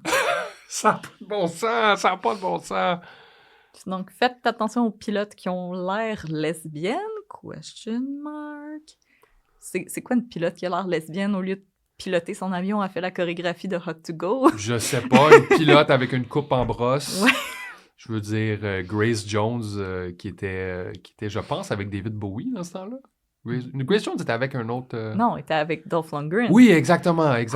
Ouais, j'avoue. Moi, Grace Jones, c'est mon type. Je veux dire, Ouais, mais Grace Jones et Dolph Lundgren ensemble, Oh wow! my God, C'est ça pour aurait fait ça des beaux que bébés, les là. glaciers ont commencé à fondre. Absolument. Ouf, j'ai des frissons. Fun fact, j'ai un ami qui a déjà été bodyguard pour Dolph Lundgren. Ça a l'air que c'est un party animal Il y en a de incroyable. Là. Genre, mon ami, il voulait pleurer parce que, genre, Dolph Lundgren faisait le party 20 heures par jour. Là. Écoute, il y a le stamina. Absolument. D'ailleurs, concernant les nombreux témoignages d'animaux tués ou mutilés lors de rituels supposément sataniques, Bob Curry a organisé des battues sur le terrain de McMartin avec d'autres parents. Après plusieurs après-midi passés à creuser, on n'a trouvé qu'une carapace de tortue. Après la venue des journalistes et de la police, les experts ont déterminé que l'animal était probablement décédé de causes naturelles. Je veux dire, s'ils sont proches d'une plage, je pense que des animaux aquatiques, c'est très possible que ce soit dans ce coin-là. Puis c'est une tortue aussi, je veux dire. Ouais, puis dans le livre de Richard Beck, il citait une dame qui avait dit très fièrement « On n'a touché à rien! » OK, madame. Questionné sur son possible excès de zèle par les journalistes, Curry a comparé la mission des parents de McMartin à celle des soldats alliés pendant la Deuxième Guerre mondiale qui ont découvert les camps de concentration et qui ne s'attendaient pas à trouver autant de gens. Je remercie les journalistes américains d'avoir posé les bonnes questions cette fois-ci. Là. Cette fois-ci. Ouais. Faire honneur à la profession. Faut redorer son blason un petit peu, là. Raymond Buckey va finir par témoigner à la fin du mois de juillet. En interrogeant l'accusé, la couronne met en lumière certains de ses agissements un peu étranges. Entre autres, on pointe que celui-ci a l'habitude de ne pas porter de sous-vêtements sous ses shorts de bain et qu'il a été aperçu portant une pyramide faite de fils de fer autour de sa tête pendant qu'il conduisait. En cours, Buckey a expliqué qu'il était tombé sur un ouvrage paru en 1976 intitulé « Pyramid Power ». Ah, ça va être bon, ça, je le Donc, sens. le pouvoir de la pyramide. Dans ce livre, les auteurs déclaraient que les Égyptiens de l'époque antique utilisaient la pyramide pour y emmagasiner de l'énergie mystique grâce à laquelle ils demeuraient en santé.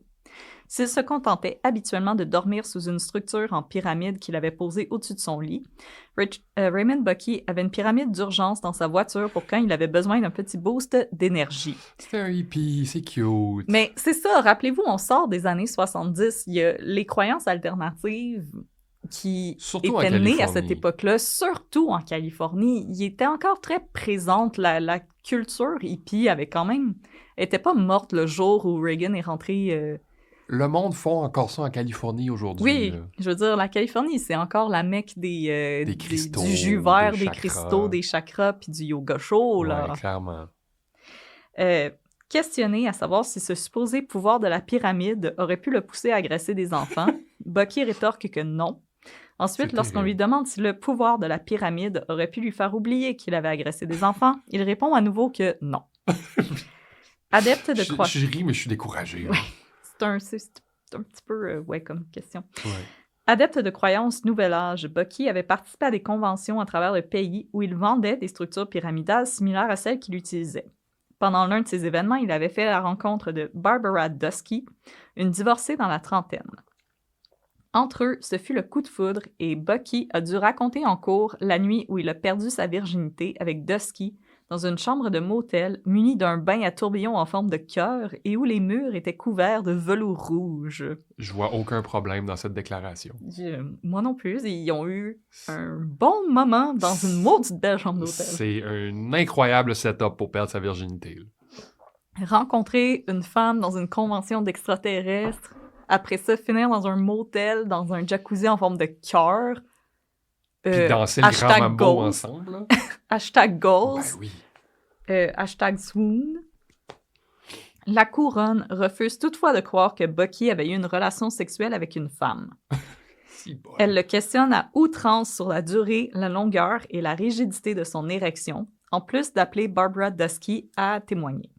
Celle-ci déclara que bien qu'il manquait d'expérience, Raymond Buckey avait été un amant tendre et attentif. Furieuse, Lyle Rubin la traite de personnage tout droit sorti d'un soap et l'accuse de parjure. Je veux dire, on est rendu qu'on parle du bonheur d'un gars. Oui. On regardait des parties génitales d'enfants, puis maintenant, on parle des parties génitales des éducateurs. Oh mon Dieu. Des amis et connaissances de la famille McMartin-Bucky sont également appelés à témoigner. Encore une fois, on cherche à creuser la vie amoureuse de Raymond Bucky. Si plusieurs s'entendent pour dire que le jeune homme était étrange et socialement malhabile, d'autres disent qu'ils étaient persuadés que Bucky était homosexuel. Des enquêteurs chargés de surveiller Bucky ont également déclaré avoir vu l'accusé se rendre dans un parc et étrangement, puis là, attention, je pense que c'est comme la preuve, là, J'ai peur de ce que Raymond j'entends. Bucky lisait un livre ou dormait sous un arbre au lieu de regarder les jeunes femmes en bikini. Il était une personne qui avait pas de désir sexuel à ce moment-là. Puis qu'est-ce que les enquêteurs regardaient, eux? Exactement. Oh my God, il y a des filles en bikini, puis toi, tu lis un livre? Oh my God, il sait lire! T'es tellement cave! Ah. C'est quoi ton hostie de problème? Billet de confirmation, guys. Ben, c'est aussi clairement que on tentait de faire cette fameuse connexion qui a valu tant de violence à la communauté LGBTQIA+, Mais oui. de comme l'homosexualité et la pédophilie vont de pair. Absolument. Ce qui est absolument faux à 100%. Luc, Dionne, je te regarde directement dans les yeux. Donc, après un procès tout aussi long que l'enquête préliminaire, les plaidoyers s'entament le 12 octobre 1989. Si la couronne tente de justifier les témoignages décousus des enfants en raison de leur crainte de témoigner contre leurs agresseurs et du temps qui s'est écoulé, le plaidoyer de Danny Davis s'étend sur 6 jours. Attends. On est rendu en 1989? Oui. Ça a commencé en 1983? Ouais. C'est long, là. C'est long pis c'est misérable, là. J'ai une pensée pour Raymond Bucky, genre, qui... Les pyramides, ça n'a pas fonctionné, Raymond. Non. Le pouvoir de la pyramide, ça fonctionne pas, guys. Vous le savez peut-être, probablement, là, mais là, je vous le confirme, ça fonctionne pas. Par la suite, il va falloir 1 mois au jury pour délibérer, et ça, c'est sans inclure les vacances pour la période des fêtes. Le 18 janvier 1990, le jury est prêt à rendre son verdict. Oh, mon Dieu. Est-ce que tu veux deviner? Catherine aime bien deviner les... Ah, j'ai très peur que ce soit coupable. En raison du manque de preuves démontrant hors de tout doute raisonnable que des abus sexuels ou rituels sataniques ont eu lieu, Peggy McMartin est acquittée de tous les chefs d'accusation portés contre elle. Merveilleux. Pour sa part, Raymond Bucky est acquitté de 52 chefs d'accusation, Ok. mais le jury ne parvient pas à s'entendre sur les 13 chefs restants. Personne n'est satisfait. On retourne en procès. Oh non! Oh. Personne n'est satisfait par ce dénouement. Peggy McMartin est furieuse de cette atteinte à sa réputation et du fait que son fils n'est toujours pas sorti du bois. Mais non. Les parents sont furieux que les supposés agresseurs de leurs enfants n'aient pas été envoyés à la potence. Les médias, quant à eux, changent rapidement leur fusil d'épaule. Et les journaux pointent la télé du doigt, l'accusant d'avoir sensationnalisé l'affaire à outrance sans l'ombre d'une preuve, accusation que la télé va faire à l'endroit des médias imprimés, les accusant d'avoir mis le feu aux poudres et du lynchage, et d'avoir incité au lynchage des éducateurs de McMartin. Mais il n'y a pas, genre, personne dans ces 7 années-là qui ont fait comme « OK, ça n'a peut-être pas de bon sens de ce dont on parle, là. Il y avait des gens, oui, qui n'y croyaient pas. Le problème, c'est que quand t'as un parent qui a les baguettes en l'air et qui crie « Mon enfant s'est fait Ouais. abuser sexuellement », ben toi, d'arriver à côté puis de faire comme « Moi, je pense que non Puis il y c'est avait... comme... Ouais, puis il y avait plusieurs procès de la même nature à cette époque. Oui, il y a 1900 eu beaucoup d'autres procès qui ont eu lieu aux États-Unis. C'est juste que j'ai coupé parce que j'avais peur que ça soit difficile à suivre. 1990, c'était l'époque où est-ce qu'il y a eu le procès du groupe metal Judas Priest, qui est un de mes groupes préférés, parce qu'il y a 2 jeunes garçons qui se sont suicidés en écoutant une de leurs chansons. Puis il y en a un qui s'est raté. Il s'est tiré avec un 12, puis il s'est raté. C'est une longue histoire. Puis l'histoire, c'est que supposément, il y avait des messages subliminaux quand la chanson était jouée à l'envers qui disaient « Do it ». Mais quand on écoute la chanson à l'envers, premièrement, c'est un cover, c'est même pas une de leurs chansons. Ça fait... Fait qu'ils ont été acquittés. Il y a aussi eu le procès d'un couple qui avait une garderie dans le Tennessee, si ma mémoire est bonne, puis qui avait été accusé d'avoir fait nager les enfants dans une piscine dans laquelle il y avait des requins. Ils ont été 25 ans en prison, ils ont été innocentés récemment.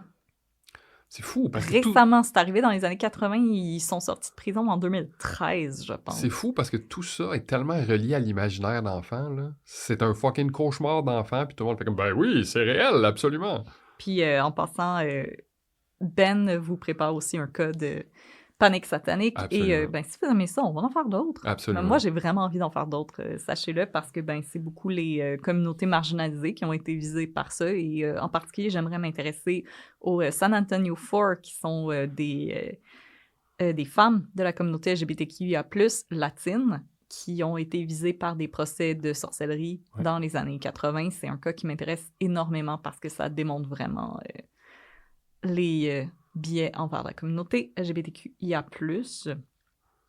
Et puis, la colère des habitants de Manhattan Beach, pour revenir à Manhattan Beach, va atteindre son point culminant un samedi soir de janvier quand une foule d'environ 500 personnes va encercler le poste de police. Là, on est en quoi, en 1991?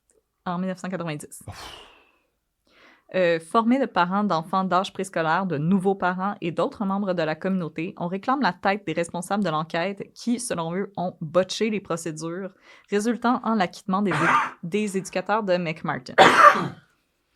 Partie 8, nous sommes tous des perdants.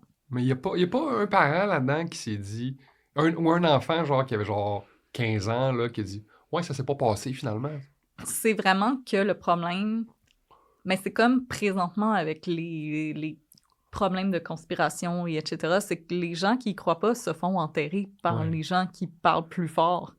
Tu sais que les victimes ne vont surtout pas les écouter. Puis il y a des parents de McMartin qui croyaient absolument pas à l'affaire puis qui disaient c'est n'importe quoi. Genre des gens stables. Mais imagine toi arriver puis dire comme « Hey, la gang, je pense que comme c'est un petit peu tiré par les cheveux votre affaire. » Puis t'as Bob Curry à côté de toi qui crie que comme... Le pouvoir de la pyramide! Qui crie qu'il y a des pilotes lesbiennes, là. Comme, c'est difficile de tirer ton épingle du jeu puis... Shout-out aux pilotes d'avion lesbiennes. On vous aime. On vous aime. On se sent en sécurité avec vous dans le ciel. Puis aussi, c'est... Il y a des groupes qui ne croyaient pas à ça, mais c'était des groupes conservateurs. Parce que eux, ils disaient que c'était le gouvernement qui voulait briser les familles.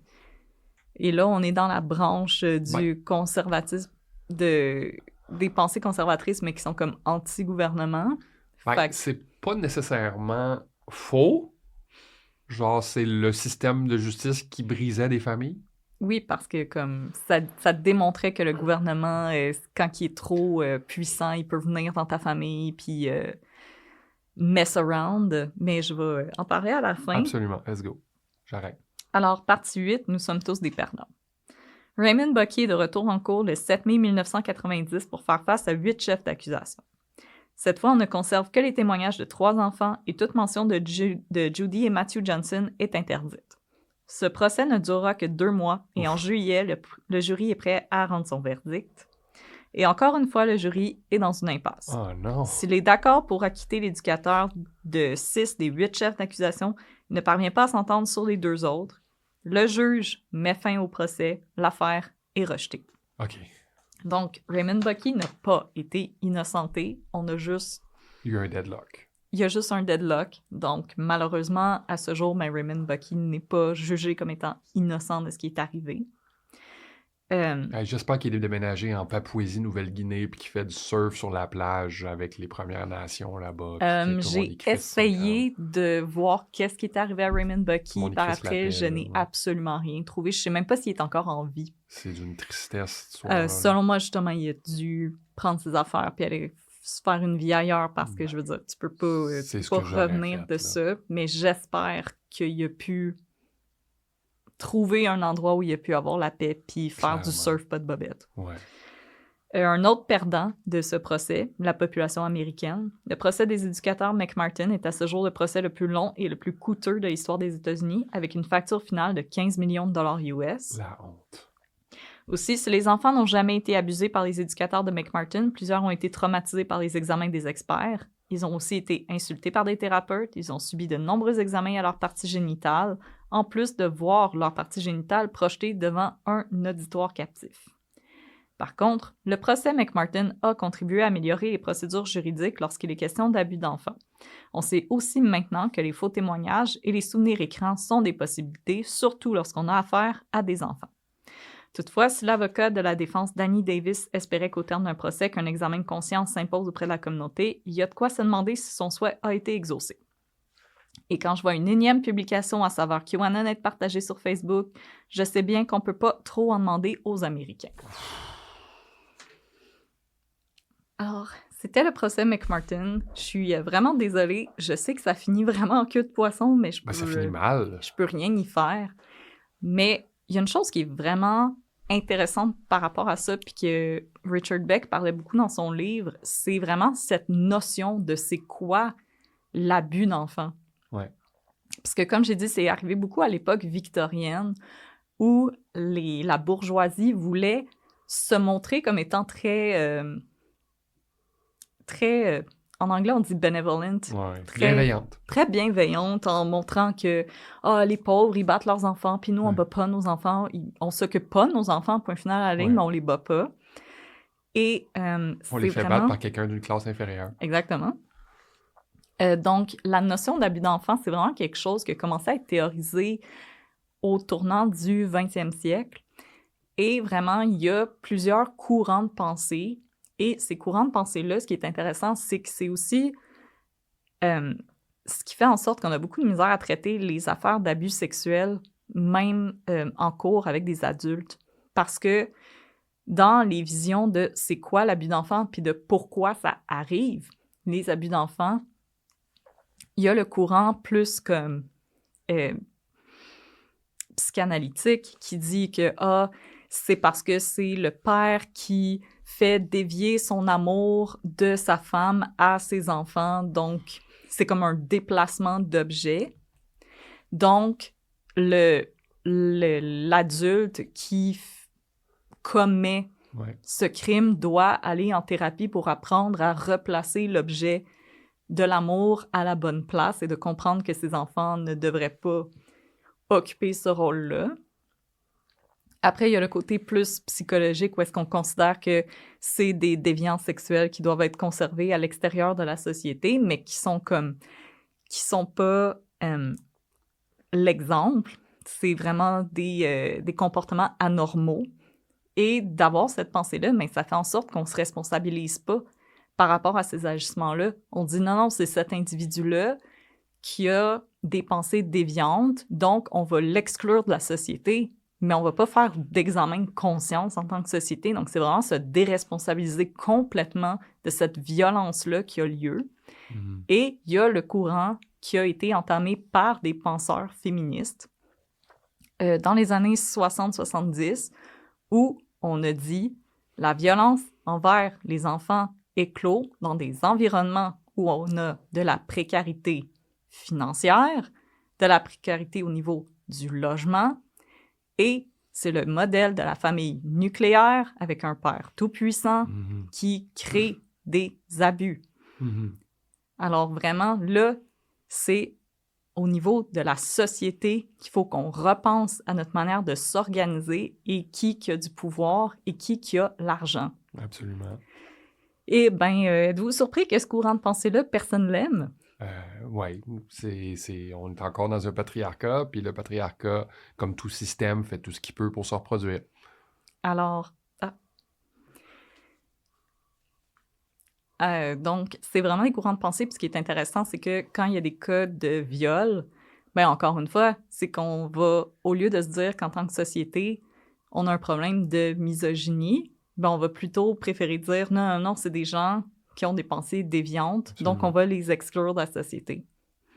Fait que je pense que ce cas-là, oui, c'est frustrant, mais je pense que ça nous demande à reconsidérer comment on se gère comme société, présentement qu'on préfère donner de l'argent pour créer des routes, qu'on n'arrête pas de fermer les centres pour les personnes itinérantes, de fermer les centres pour les femmes victimes d'abus, de fermer les centres pour venir en aide aux personnes qui ont des problèmes de consommation. Interligne pour la communauté LGBTQ qui se bat pour survivre présentement. Là.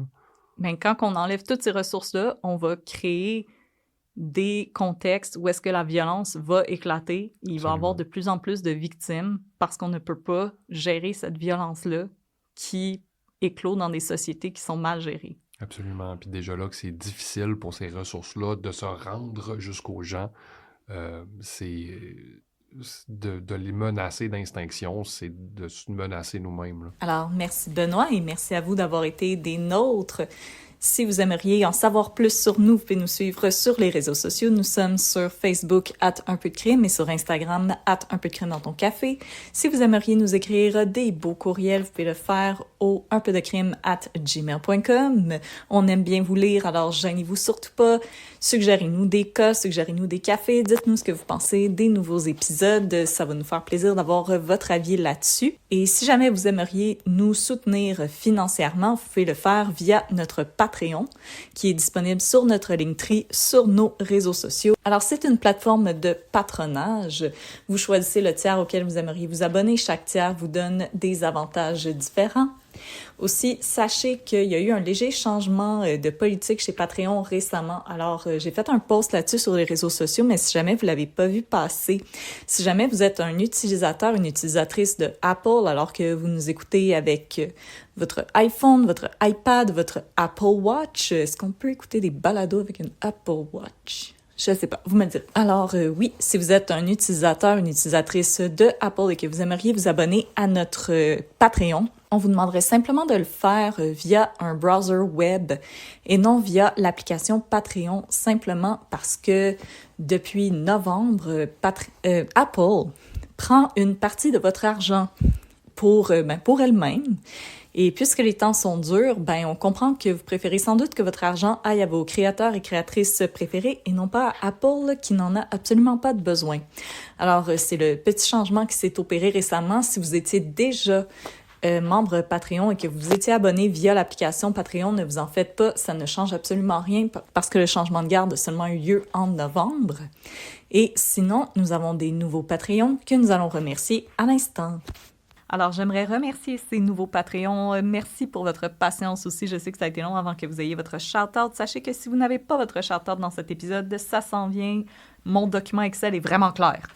Alors, j'aimerais remercier Clara, Benoît Chagnon, Blue Element, The Masked Snail, Julie Gagné, Isabelle Bouteau, Mélissa BH, Béatrice Kiestroy, je suis vraiment désolée si je mentionne mal votre nom, Marion Samper-Bonny-Durand, Sylvain Morin, Maryse Gosselin, Françoise Dion, Ruth Bouchard-Vallée, Savannah, Cindy, Léa Carpentier, Isabelle Maheu, Casserole électrique et Horise Lemieux. Merci beaucoup pour votre soutien, c'est vous qui faites toute la différence. Benoît, oui. Comme Catherine et moi, on n'aime pas quitter les gens sur une note trop sombre. Absolument.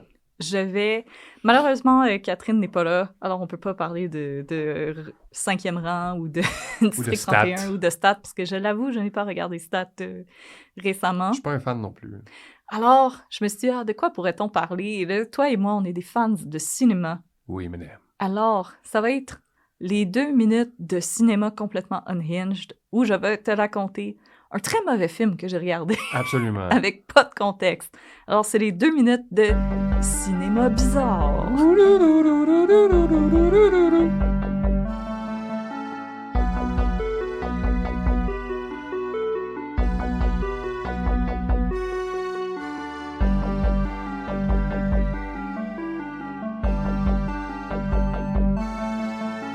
Alors, Ben. Oui. J'aimerais te transporter dans les années 90. Le meilleur temps. Où il y a eu un film qui s'appelle The Apple, qui est un espèce d'opéra rock retelling de l'histoire de Ève et Adam. Ah oui, tu m'as envoyé une vidéo de ça. Le gars, il avait pas un casque de hockey, là? Non. Genre, il y avait comme une espèce de costume de... Ouais, il y avait un costume bizarre. Genre habillé en patate au four, là. Ouais. Vraiment, pour les gens fans de cinéma un peu alternatif, c'est ce film-là, on dirait quelqu'un qui a regardé Phantom of Paradise de Brian Palma, le Rocky Horror Picture Show, Tommy, et qui s'est dit comme « Ah, moi aussi, je suis capable! » Et qui a fait ce film-là. Le problème, c'est que c'est de la musique rock'n'roll. Dans les années 90, la musique rock'n'roll n'était plus n'était plus ce qu'elle était. On était rendu ailleurs avec le grunge. Et l'esthétique aussi du film, qui est vraiment tirée de Phantom of Paradise, Rocky Horror Picture Show, donc les grosses paillettes, les costumes super extravagants. Mais encore une fois, dans les années 90, on était ailleurs. Il n'y avait pas des léotards blancs, me semble? Oui, des léotards à paillettes, etc. Ouais. Donc, ça raconte l'histoire d'un concours de musique. Et là, il y a Bibi et Alfie, qui sont des chanteurs folk qui viennent de la contrée éloignée du Canada. OK, wow, bien sûr. De l'Alberta, si je me rappelle bien, qui veulent OK. participer, mais ils ne sont rien contre le groupe qui a été créé par BIM. BIM, qui était cette espèce de figure de président du monde et qui dirige l'industrie musicale. Un Magna X. Un espèce de mania un peu Elon Musk, mais version... Fait que Bibi, Alfie puis Bim. Ouais. Ça va le pro, là. Le film, d'ailleurs, s'ouvre sur le verre d'oreille le plus agressif que vous auriez jamais Oh, entendu. non. C'est disponible sur YouTube.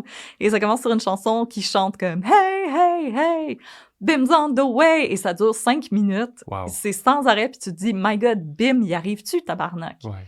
Il s'est Et- pointé. Ben oui, c'est Bim, y arrive. Puis là, il constate son succès. Mais là, finalement, Bibi et Alfie, les gens sont très touchés par leur chanson d'amour qui est, en passant, très plate. OK. Et Bim leur offre un contrat. Mais là, ce qu'on comprend, parce que c'est une métaphore pas très, très cachée, parce qu'on leur offre littéralement une pomme, une espèce de grosse pomme qu'on leur donne, Je le vois venir à 100 000 à l'heure. Bibi décide de croquer dans la pomme, mais Alfie, lui, il veut garder son intégrité et se sauve. Et là, Bibi devient une rockstar. Oh non! Et elle interprète la chanson, qui est un autre verre d'oreille absolument terrible, qui s'appelle Speed! Et c'est vraiment ça, la chanson. Nice, nice. Mais là, Alfie ne veut pas lâcher Bibi. Alors, il essaye d'aller la voir et de la ravoir. Et éventuellement, il réussit à la convaincre de quitter. Et là, ils vont rejoindre des hippies qui vivent dans un parc.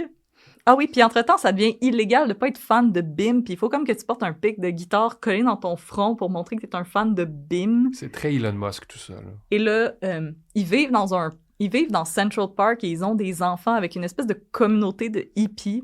Et là, éventuellement, ben, la police vont les voir parce qu'aucun des hippies porte son pic de guitare dans son front. Et là, Bibi et Alfie disent « Non, ne nous touchez pas, Oh parce que là. nous, on est une communauté choisie. » Et là, il y a une grosse limousine qui descend du ciel parce que Dieu vient chercher Bibi et Alfie pour les enlever de ce monde complètement crackpot. Ça ressemble un peu à un film de Neil Breen, là. Alors, c'était The Apple. Je l'ai raconté vraiment rapidement parce que je vois que la carte n'a presque plus de mémoire. Alors voilà. Allez, il est pas disponible en entier sur YouTube. Il y a des scènes et là, vous allez vous dire que mon Dieu, Audrey, t'as inventé des affaires. Non, absolument pas. C'est la première chose que je vais faire à soir. Je reviens à la maison, chiller avec mon chien, puis on regarde The Apple ensemble. Mais j'aime beaucoup niaiser Ben parce que Ben arrive toujours après moi au bureau. Puis quand il me dit qu'il arrive, j'y envoie « Hey, hey, hey! Ben's on the way! » Absolument. Ah oui, puis à un moment donné, dans le film, c'est réglementaire qu'une fois par heure, les gens doivent danser la chanson BIM.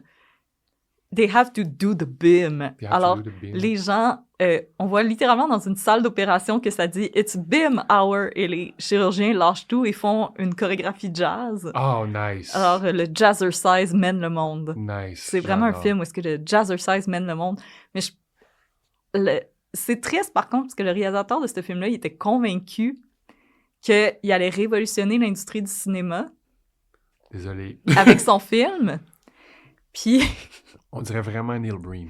il était convaincu qu'il allait révolutionner l'industrie du cinéma, puis il avait fait imprimer la bande sonore sur vinyle. Oh non. Mais finalement, ça a complètement... Crash, les mais oui. critiques étaient horribles, puis il s'est ramassé avec tous ces vinyles qui servaient à rien, puis il a plus jamais fait d'autres C'est choses parce qu'il le était monsieur trop vinyle triste. triste. Il a plus rien fait d'autre parce qu'il a dit « Les gens ont pas aimé mon film! Je comprends, il était blessé, là. » Puis voilà. Alors, si vous êtes tanné de regarder The Rocky Horror Picture Show et que vous voulez d'autres choses, The Apple, c'est pour vous cet Halloween. Alors, Benoît, merci infiniment d'être Merci à toi. C'est super prêté le fun.